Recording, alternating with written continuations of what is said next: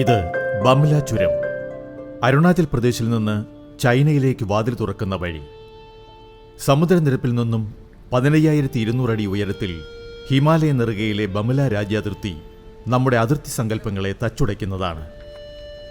രണ്ടു വൻ രാഷ്ട്രങ്ങളുടെ അതിർത്തി എന്നാൽ കൂറ്റൻ കരിങ്കൽ കോട്ടകളോ ആഴക്കിടങ്ങുകളോ കൂർത്തുമൂർത്ത കമ്പിവേലിക്കെട്ടുകളോ ആണെന്ന നമ്മുടെ പൊതുബോധത്തെ മറികടന്നു പോകുന്നു ഇന്ത്യ ചീന അതിർത്തിയിലെ ബംല. മാനം നിലക്കണ്ണാടി നോക്കുന്ന നീലജലാശയങ്ങളുടെ നിരകൾ താണ്ടി ഹിമവൽ പാതയിലൂടെ തവാങ്ങിൽ നിന്ന് 45 കിലോമീറ്റർ പോയാൽ ബംല അതിർത്തിയിലെത്താം. ചുരത്തിനപ്പുറം 45 കിലോമീറ്റർ അകലെ ചൈനയുടെ സോങ് കൗണ്ടി. ഇന്ത്യ ഇന്ത്യയുടേതെന്നും ചൈന അവരുടേതെന്നും അവകാശവാദം ഉന്നയിക്കുന്ന സ്ഥലം. ഇടയ്ക്കിടെ ഇൻഡോ ചീന സൈന്യ സംഘർഷം നടക്കുന്നതും ഇവിടെയാണ്. 1962 ഇന്ത്യ ചൈന യുദ്ധത്തിൽ ബംല പാസ് കടന്നെത്തിയ ചൈനീസ് ലിബറേഷൻ ആർമിയും ഇന്ത്യൻ സൈന്യവുമായി അതിരൂക്ഷമായ യുദ്ധമാണ് ഇവിടെ നടന്നത്. 44 വർഷങ്ങൾക്ക് ശേഷം 2006 പിന്നീട് കച്ചവടപ്പാത തുറന്നുകൊടുത്തത്. തവാങ്ങിൽ നിന്ന് ബംലയിലെത്താൻ സൈന്യത്തിന്റെ പ്രത്യേക അനുമതി വേണം. തവാങ് പെർമിറ്റുള്ള പ്രത്യേക വാഹനങ്ങളിൽ മാത്രമേ ഇവിടെ എത്താനാകൂ.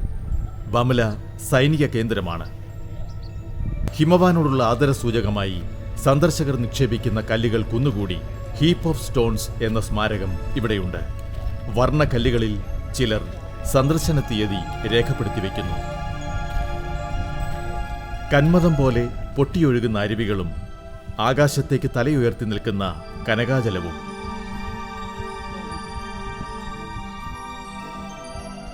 വർഷത്തിൽ ഏതാണ്ട് എല്ലാ മാസവും മഞ്ഞു പുതച്ചു നിൽക്കുന്ന ഹിമവാനിൽ മഞ്ഞുരുകി പുതുനാമ്പ് വരുമ്പോഴത്തെ കാഴ്ച അതിമനോഹരമാണ്.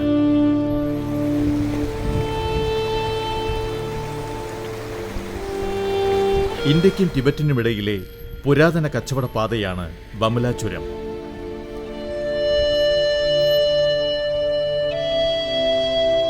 അതിരുകൾ രാജ്യങ്ങൾക്കിടയിലല്ല, അവിടെ അധിവസിക്കുന്നവരുടെ മനസ്സിലാണെന്ന് പറയുന്നതിനെ അന്വർത്ഥമാക്കുന്ന അതിർത്തിയാണിത്.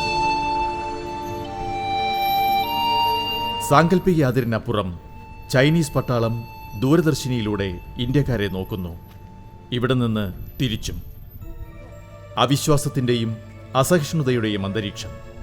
ഇടയ്ക്കിടെ ഇരു സൈനികരും നടത്തുന്ന കയ്യാങ്കളി വാർത്തയും വിവാദവുമാകാറുണ്ട്.